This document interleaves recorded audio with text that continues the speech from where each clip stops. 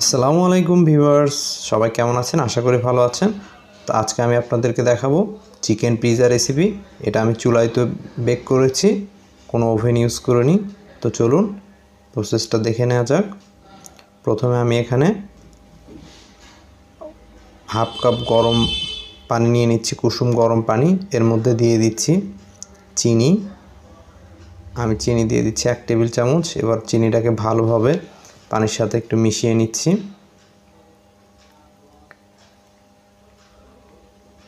এবার আমি এর মধ্যে দিয়ে দিব ইস্ট।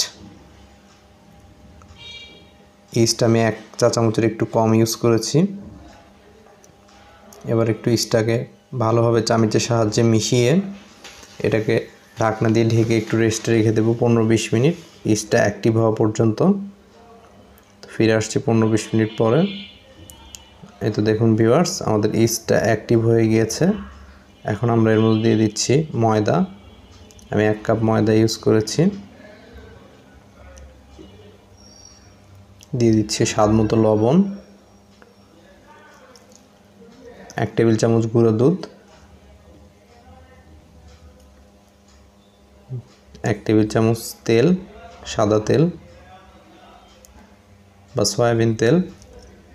এবার উপকরণগুলোকে আমি হাতের সাহায্যে ভালোভাবে মিশিয়ে নিচ্ছি। সুন্দর সফট একটা ডো তৈরি করে নিব আমরা।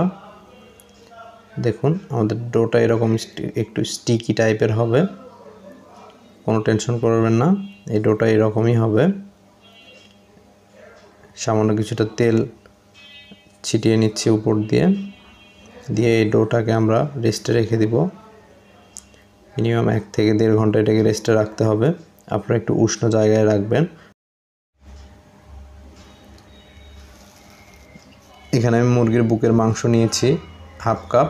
দিয়ে দিচ্ছি আদা রসুন বাটা 1 চা চামচ, লবণ স্বাদ মতো, গুঁড়া মরিচ হাফ চা চামচ এবং হাফ চা চামচ গোলমরিচের গুঁড়া এবং কিছুটা লেবুর রস ছিটিয়ে এটাকে একটু ম্যারিনেট করে নিচ্ছি।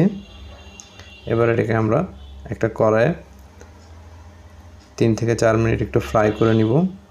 তো এখানে একটা প্যান নিয়ে নিয়েছি, এর মধ্যে মুরগির মাংসটা দিয়ে দিচ্ছি। দিয়ে এটাকে আমরা 3-4 মিনিট একটু ভেজে নিব।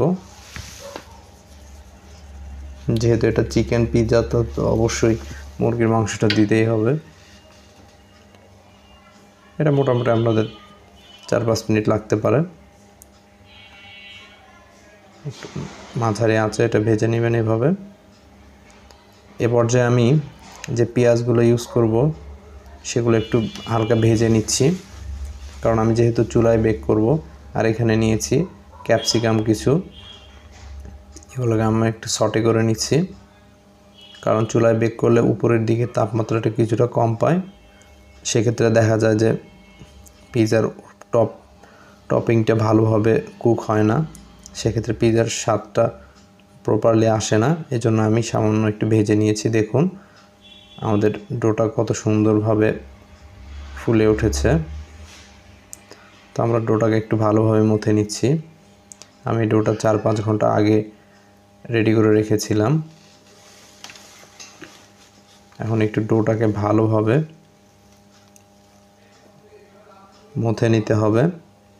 আমরা ডোটা যত পারফেক্ট হবে পিৎজাটা তত পারফেক্ট হবে।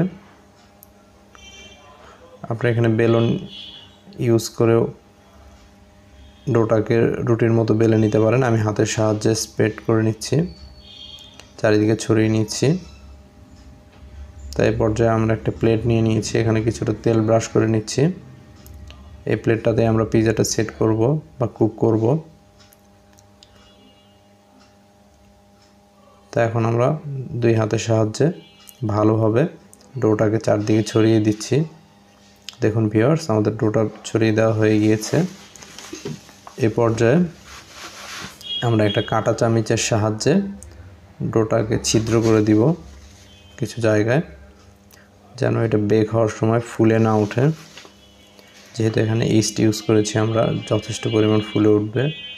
এই ফুটোগুলো করে দেওয়ার কারণে বাতাসটা এদিক দিয়ে বের হয়ে যাবে। তা আমি এখানে পিৎজা সস ইউজ করেছি। এই সসটা আমি বাসায় তৈরি করেছি। তো কোনো একদিন ইনশাআল্লাহ পিৎজা সসের রেসিপিটা আমি শেয়ার করব আপনাদের সাথে। আপনারা চাইলে এখানে টমেটো সসটা ইউজ করতে পারেন। এখানে দিয়ে দিচ্ছি মজারেলা চিজ,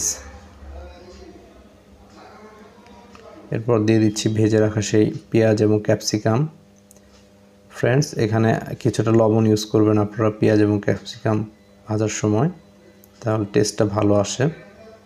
আমি এটা বলতে ভুলে গিয়েছি। এবার দিয়ে দিচ্ছি চিকেনগুলো, ভেজে রাখা চিকেন। এরপর দিয়ে দিচ্ছি পাতলা স্লাইস করে কেটে রাখা টমেটো, একদম পাকা টমেটো। এরপর কিছুটা কাঁচা ক্যাপসিকাম আমি একদম পাতলা স্লাইস করে কেটে নিয়েছি। আর কিছুটা পেঁয়াজ আমি একটু স্প্রিং সাইজের, বড় বড় সাইজের ফালি করে কেটে নিয়েছি, সেগুলো একটু দিয়ে দিচ্ছি। এরপর দিয়ে দিচ্ছি অরিগ্যানো, সামান্য কিছুটা অরিগ্যানো দিয়ে দিয়েছি। এরপর আরও কিছুটা মজারেলা চিজ উপর দিয়ে দিচ্ছি। এরপর আমি কিছু চিলি ফ্লেক্স দিয়ে দিলাম। তো ফ্রেন্ডস, দেখুন কত অল্প সময়ে এটা রেডি হয়ে গেল।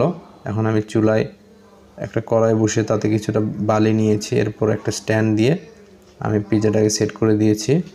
মোটামুটি আধা ঘন্টার মতো লাগবে বা 25 মিনিটের মতো লাগতে পারে।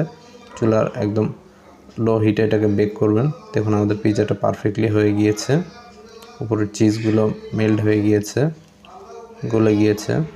এই যে আমি পিজাটা সার্ভ করলাম। দেখুন ফ্রেন্ডস, বাসায় আপনারা 700-800 টাকা মূল্যের পিজা 200-250 টাকা খরচ করে বানিয়ে নিতে পারবেন, এবং নিজে বানানো খাবারের মধ্যে শান্তিটাই আলাদা। তো ভিউয়ার্স, ভিডিওটা ভালো লাগলে অবশ্যই লাইক, কমেন্ট এবং শেয়ার করে দিবেন। চ্যানেলটা সাবস্ক্রাইব করে দিবেন। আজ এই পর্যন্তই, ভালো থাকবেন। আসসালামু আলাইকুম।